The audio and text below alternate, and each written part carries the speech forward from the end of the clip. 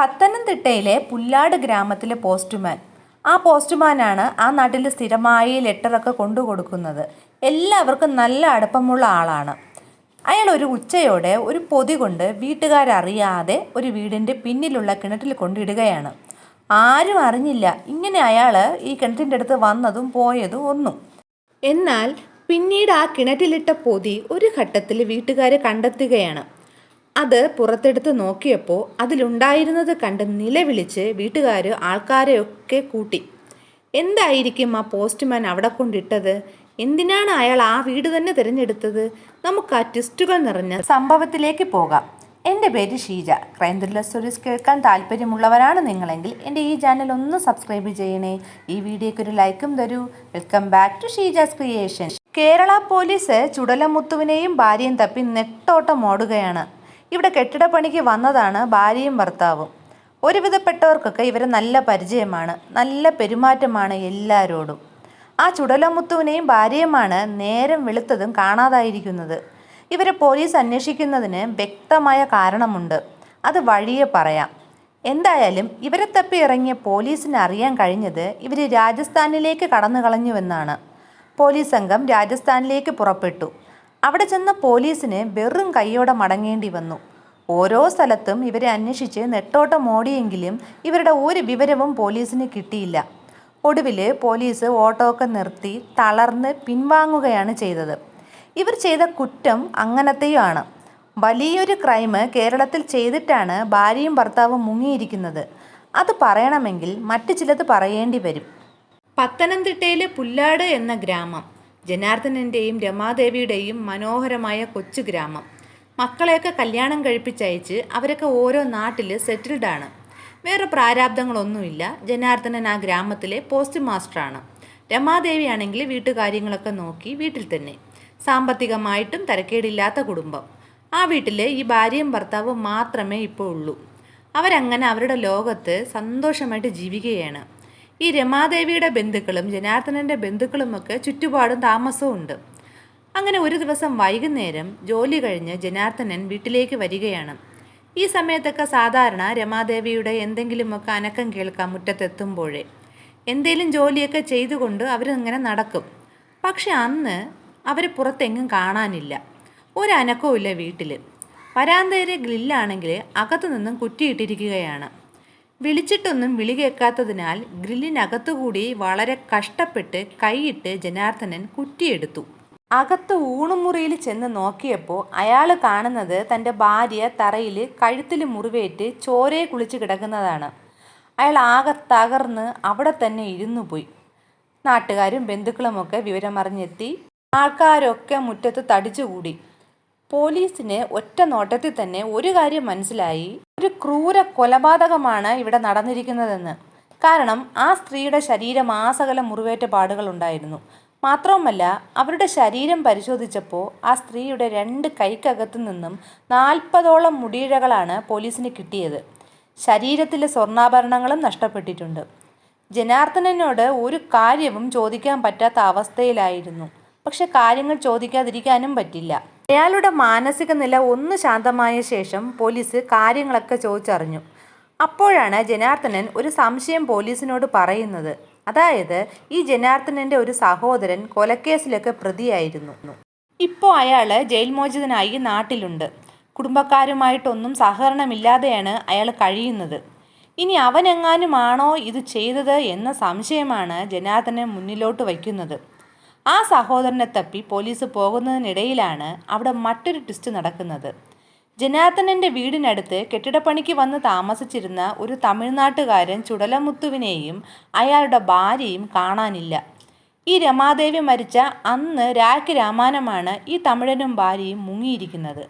രമാദേവിയുടെ ശരീരത്തിലെ സ്വർണ്ണം എല്ലാം നഷ്ടപ്പെട്ടിട്ടുണ്ട്. അപ്പോൾ ഇത് ചെയ്തത് ചുടലമുത്തുവും ഭാര്യയുമാണ് എന്ന ശക്തമായ സംശയം പോലീസിനും നാട്ടുകാർക്കും ഉണ്ടാവുന്നു. അങ്ങനെ അയാളെയും ഭാര്യയും അന്വേഷിച്ച് പോലീസ് ഇറങ്ങി. ദിവസങ്ങൾ കടന്നു പോയിട്ടും പോലീസിൽ നിന്നും യാതൊരു പ്രതീക്ഷയ്ക്കുള്ള വകയും കിട്ടുന്നില്ല. ഒടുവിൽ ജനാർദ്ദനൻ ലോക്കൽ പോലീസിൻ്റെ അന്വേഷണത്തിൽ തനിക്ക് വിശ്വാസമില്ല എന്നും പറഞ്ഞ് ക്രൈംബ്രാഞ്ചിന് അന്വേഷണം വിടണമെന്നും പറഞ്ഞ് മുഖ്യമന്ത്രിക്കും മറ്റുന്നത തലങ്ങളിലുമൊക്കെ പരാതി കൊടുക്കുകയാണ്. പാർട്ടി ഓഫീസിലുമൊക്കെ ജനാർദ്ദനൻ കയറി ഇറങ്ങി. ഒടുവിൽ ക്രൈംബ്രാഞ്ചിന് അന്വേഷണം വിട്ട് ഉത്തരവായി. ജനാർദ്ദനന് ഇനി തനിക്ക് നീതി കിട്ടുമെന്ന് പൂർണ്ണ വിശ്വാസമായി. എന്നാൽ ക്രൈംബ്രാഞ്ച് വന്നിട്ട് ഒരിളക്കിളക്കിയെങ്കിലും ലോക്കൽ പോലീസ് എവിടെയാണോ ഈ കേസ് നിർത്തിയത് അവിടെ തന്നെ ക്രൈംബ്രാഞ്ചും ഫുൾ സ്റ്റോപ്പ് ഇട്ടു. അങ്ങനെ രമാദേവി മരിച്ചിട്ട് 17 വർഷം കടന്നുപോയി. നാട്ടുകാരും വീട്ടുകാരും എല്ലാം ഈ കേസ് മറന്നു കഴിഞ്ഞു. ഒരു നീതിയും കിട്ടാതെ ആയപ്പോൾ ജനാർദ്ദനൻ ആ വീടും സ്ഥലവും ഒക്കെ വിറ്റ് മറ്റൊരിടത്ത് താമസവും മാറിപ്പോയി. അങ്ങനെ ഇരിക്കെയാണ് 17 വർഷത്തിന് ശേഷം ക്രൈംബ്രാഞ്ച് രമാദേവി കൊലക്കേസ് പ്രതിയെ ജനങ്ങളുടെ മുന്നിലേക്ക് കൊണ്ടുവരുന്നത്. പ്രതിയെ കണ്ട് പുല്ലാട് ഗ്രാമത്തിലെ ആൾക്കാരെല്ലാം മൂക്കത്ത് വിരല് വെച്ചുപോയി. ആർക്കും വിശ്വസിക്കാൻ പറ്റില്ല. തല കുനിച്ച് നരച്ച മുടിയുമായി ഒരു വൃദ്ധൻ പോലീസ് ജീപ്പിൽ നിന്നും ഇറങ്ങി വരുന്നു. അത് രമാദേവിയുടെ ഭർത്താവ് ജനാർദ്ദനനായിരുന്നു. ഭാര്യയുടെ മരണം അന്വേഷിക്കാൻ ആക്ഷൻ കൗൺസിൽ രൂപീകരിക്കുകയും നിരാഹാരം കിടക്കുകയും ഒക്കെ ചെയ്ത ആളാണ് ജനാർദ്ദനൻ. അയാൾ ഒരിക്കലും ഇത് ചെയ്യില്ല എന്ന് നാട്ടുകാരും രമാദേവിയുടെ സഹോദരന്മാരും ബന്ധുക്കളും എല്ലാം പറഞ്ഞു. എന്നാൽ പോലീസ് വ്യക്തമായ തെളിവുകളോടെയാണ് പ്രതിയെ പിടിച്ചത്. രമാദേവി മരിച്ച് 4 വർഷം കഴിഞ്ഞപ്പോഴേ പോലീസിന് ഇത് ജനാർദ്ദനനാണ് പ്രതിയെന്ന് മനസ്സിലായിരുന്നു. കാരണം ആ സ്ത്രീയുടെ കയ്യിലുണ്ടായിരുന്ന ആ മുടിയിഴകൾ അത് തെളിയിച്ചു. ഫോറൻസിക് റിപ്പോർട്ട് അത് സ്ഥിരീകരിച്ചു. പക്ഷേ ജനാർദ്ദനനിലേക്ക് എത്തുന്നതിന് ഒരു തടസ്സം പോലീസിന് ബാക്കിയായിരുന്നു. ഇയാളെ കുടുക്കുന്നതിന് വേണ്ടിയിട്ട് ആരെങ്കിലും ഈ മുടിയിഴകൾ സംഘടിപ്പിച്ച് അവരുടെ കൈക്കുള്ളിൽ വച്ചതാണോ എന്ന് പോലീസിന് സംശയമായിരുന്നു. അതുകൊണ്ട് തന്നെ അയാളെ ഒരു സസ്പെക്റ്റായിട്ട് മാറ്റി നിർത്തുകയാണ് ഈ കേസിൽ. ഇനി പോലീസ് പോകുന്നത് ആ തമിഴൻ്റെയും ഭാര്യയുടെയും പിന്നാലെയാണ്. മാസങ്ങൾക്കും വർഷങ്ങൾക്കും ശേഷം ഒരു ദിവസം ഈ കേസ് അന്വേഷണത്തിൽ തുടക്കം മുതൽ ഉണ്ടായിരുന്ന ഒരു പോലീസുകാരൻ തെങ്കാശിയിൽ വെച്ച് ചുടലമുത്തുവിനെയും ഭാര്യയും കാണുകയാണ്. അവരെ പിടികൂടി മാറി മാറി പോലീസ് ചോദ്യം ചെയ്യുന്നു. അവർ പറഞ്ഞത് തങ്ങൾ ഇവിടുത്തെ പണിയിൽ കാശൊന്നും നേരെ കിട്ടാതെ ആയതോടെ പല നാടുകളിലും പോയി ഓരോ കച്ചവടങ്ങൾ ചെയ്ത് ജീവിക്കുകയായിരുന്നു, അല്ലാതെ തങ്ങൾക്ക് ഈ കേസുമായിട്ട് യാതൊരു ബന്ധവുമില്ല എന്നാണ്. ഒരുപാട് ചോദ്യം ചെയ്തിട്ടും ഇവർ പറഞ്ഞതിൽ തന്നെ ഉറച്ചു നിന്നതോടെ പോലീസിന് ഏകദേശം ഉറപ്പായി ഇവർ നിരപരാധികളാണെന്ന്. ഇതോടെ പോലീസ് ജനാർദ്ദനനിലുള്ള സംശയം ഉറപ്പിക്കുകയാണ്. അങ്ങനെയാണ് ഇയാൾ അറസ്റ്റ് ചെയ്യുന്നത്. ഇനി ഇയാൾ സ്വന്തം ഭാര്യയെ എന്തിനീ അരിങ്കൊല ചെയ്തു എന്ന് പറയാം. ഈ ജനാർദ്ദനനും രമാദേവിയും തമ്മിൽ പ്രായത്തിൽ ഒരുപാട് വ്യത്യാസമുണ്ട്. രമാദേവി പ്രായത്തിൽ ഒരുപാട് ചെറുതും കാണാൻ നല്ല സുന്ദരിയുമാണ്. എന്നാൽ ജനാർദ്ദനന് പ്രായക്കൂടുതലിൻ്റെ എല്ലാ അവശതകളും ഉണ്ടായിരുന്നു. ഇത് ഇയാളിൽ സംശയരോഗമുണ്ടാക്കി. പുറമേ നിന്നും കാണുന്ന നാട്ടുകാർക്കും ബന്ധുക്കൾക്കും എന്തിന് അന്യനാട്ടിലുള്ള മക്കൾക്ക് പോലും ഇവർ നല്ല ചേർച്ചയുള്ള ഭാര്യയും ഭർത്താവുമായിരുന്നു. എന്നാൽ മറിച്ചായിരുന്നു കാര്യങ്ങൾ. എന്നും ഒന്നും രണ്ടും പറഞ്ഞ് വഴക്കിടുക ഇവർക്കിടയിൽ പതിവായിരുന്നു. കെട്ടിടപ്പണിക്ക് വന്ന ചുടലമുത്തുവും ഭാര്യയുമായി രമാദേവി നല്ല സ്നേഹത്തിലായിരുന്നു. അയാൾ എന്നും വെള്ളം വാങ്ങി കുടിക്കാൻ വരുന്നതും ഒക്കെ ഈ വീട്ടിൽ നിന്നുമാണ്.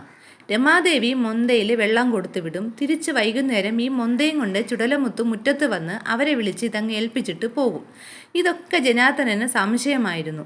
അങ്ങനെ അന്ന് രാവിലെ ജോലിക്ക് പോകാനിറങ്ങിയ ജനാർദ്ദനനോട് ഞാൻ ഇന്ന് അയലത്തെ വീട്ടിൽ ഭജന നടക്കുന്നതിൽ പങ്കെടുക്കാൻ പോകുകയാണെന്ന് രമാദേവി പറയുന്നു. എന്നാൽ വീട് വിട്ട് ഇറങ്ങരുതെന്ന് താക്കീതും നൽകി അയാൾ പോയി. രമാദേവി അതൊന്നും മൈൻഡ് ചെയ്യാതെ ഭജനയ്ക്ക് പങ്കെടുക്കാൻ പോയി. ഭജന കഴിഞ്ഞ് തിരിച്ചു വന്ന് TV കണ്ടുകൊണ്ടിരിക്കുന്ന രമാദേവിയോട് ഉച്ചയ്ക്ക് തന്നെ വീട്ടിൽ വന്ന് ഇയാൾ പോയോ അവിടെ പോയോ എന്നൊക്കെ തിരക്കുകയാണ്. അവർ തന്നെ ധിക്കരിച്ച് പോയതറിഞ്ഞ് കലി കയറിയ ജനാർദ്ദനൻ അവരെ അടിക്കുകയും ഒക്കെ ചെയ്തു.